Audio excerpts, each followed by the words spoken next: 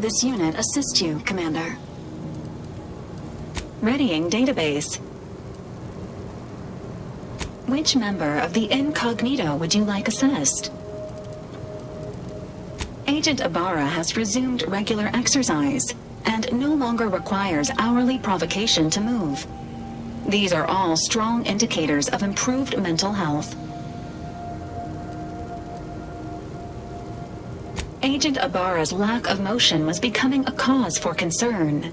However, this unit maintains full confidence in his resiliency and current combat readiness.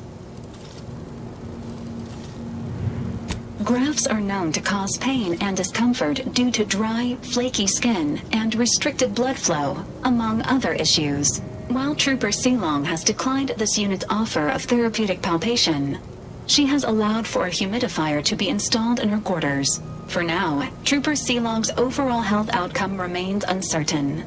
Continued monitoring is advised. Arbiter Rao shows a ready commitment to serving Arcadia. However, his loyalty to you is still under assessment. If forced to choose between this crew and the Protectorate, there is a higher than average chance he will defy you, Commander. Under such circumstances, this unit advises inflicting damage to his knees first to reduce mobility.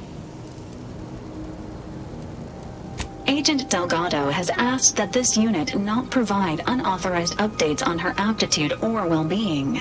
She instead requests that anyone wishing to form an opinion of her speak with her directly and within striking distance. Agent Delgado has also asked that the following addendum be provided. That last portion was a joke, to some degree. Multiple warnings have been issued to Deputy Agent Leitinger regarding knife safety, and all have gone ignored. Anyway, need something, Commander? Always up for a little backfence talk, though I'm guessing you don't mean Val. Can't say I know her well enough to have much in the way of an opinion. She seems capable, and shockingly, she hasn't tried to sell me anything yet. She's still got more loyalty to Auntie's choice than they have to her, but maybe we can help her see that one day. Well, he hasn't brought the hammer down upon us yet, so I suppose that's something. I still wouldn't play the odds on him choosing us over the Protectorate if it came right down to it, but I'd be happy to be proven wrong there. Underneath that friendly old lady facade, Marisol's a killer. Best me not forget that. Future's always changing, though. Who knows? Maybe Marisol will surprise us. In a good way, I mean. Not in a surprise attack kind of way. I hope. I think she'd have a hell of a time passing the Directorate psychological screening. Don't much care for all her talk about disembowelment, neither. Truth be told, I don't know her all that well. Reckon she's unmoored and grabbing for anything that feels like purpose. Same as the rest of us. At least that's what I would say if I was feeling charitable. Most days, I send her out the airlock if it came to a vote. Don't mind me. Just hydrating my scales. Law, ain't that a sentence? Got something that needs doing, Commander?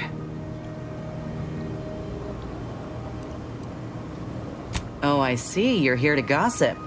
All right, let's hear it. Who do you want to talk about? Seems friendly enough, if a mite guarded and a little thick-headed in his view of Auntie's choice. Regardless, I can assure you I'll treat him with the same respect I show you. Though I reckon he's seen his fair share of struggles over the years, no matter how he tries to hide it. Think he ought to ask for help when he needs it. Not only is he a couple smokes short of a pack, he's also insufferable. I try, Commander, but boy, he makes it difficult. Who knows? Could be that he could change for the better if he breaks free of that Protectorate nonsense he's intoxicated with. But I won't hold my breath. Oh, I got a lot of choice words that would have even Val covering her audio receptors, so I'll spare you most of them. I just hope we don't regret letting Azza on board. She ain't right in the head. She's damn near bloodthirsty. I'll keep my distance when I can, but I promise you, if I perceive even a hint of threat from her, I will deal with it.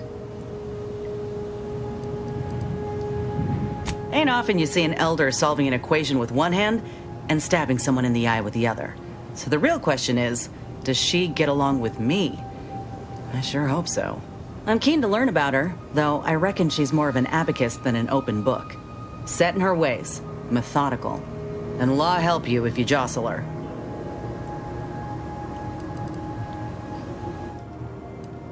Certainly. I consider myself an open tome.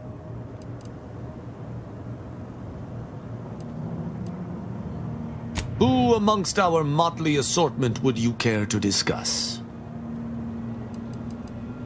I find Agent Ibarra most curious. His system of values differs from my own, but not so much as I would expect. I look forward to understanding him better. He faces an interesting dilemma as an isolated member of the Earth Directorate. As do you, of course.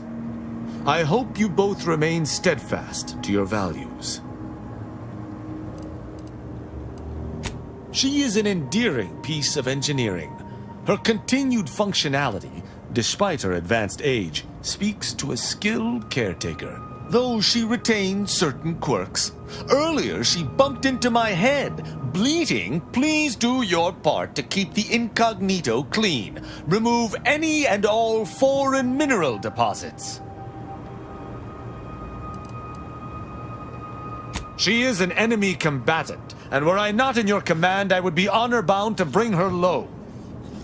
Yet, she is also oddly intriguing. She does not possess the scavenger's appetite of her colleagues. Perhaps if I came to know her better, I might, find techniques to use against her fellows. She is most certainly a typical Auntie's choice minion, unfortunately.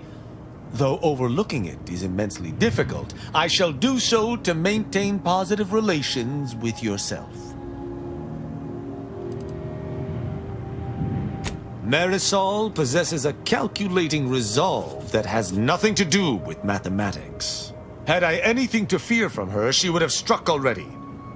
I can work alongside her, but I shall keep my guard high nonetheless. I have absolutely no inkling whatsoever why you would choose to bring a deranged cultist aboard. Aza's kind plagued Arcadia even before the invasion. To be forced to call her colleague is almost more than I can bear. I can only hope she does not see it fit to pilot our ship into a rift to sate her own macabre ambitions. Yes, Commander.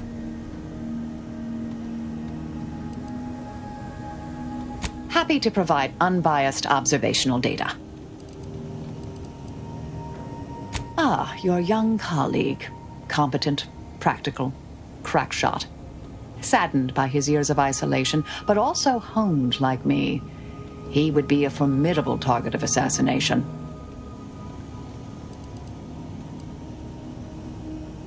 Oh, he seems like a nice young man, dear. You want me to say something nice, dear? He has good taste in adventure serials, I suppose. Otherwise, no redeeming qualities.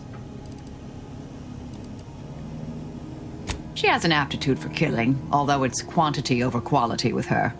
I'm glad she's on our side, but I'm still sleeping with my goggles on proximity alert mode. I must admit I wrote off these corporatists as shallow bit obsessed simpletons. I still do, on average, but she falls far outside their norm. Her model is a design classic, and the aftermarket mods she received from Niles are most impressive. We'd be dead many times over without her. She makes me laugh more than anyone. Whatever's on your mind. If there's anything worse than my former fellow protectorate subjects, it's corporate toadies. Who exactly? Niles? He's fun to torment. I mean, he's equal parts enthusiastic and naive, even with all he's gone through. I find her amusing, in a best not to torment her or she'll kill us all kind of way, which I completely respect.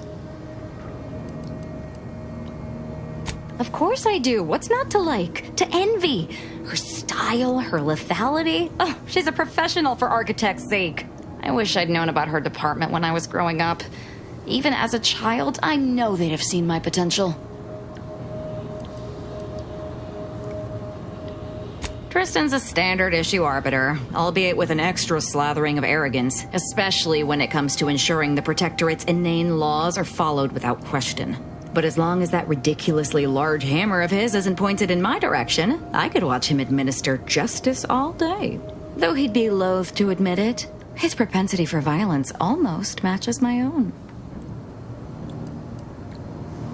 Not only does she possess more heart than your standard corporatist flunky, she's a great deal smarter as well. Don't tell her I said so. Such as?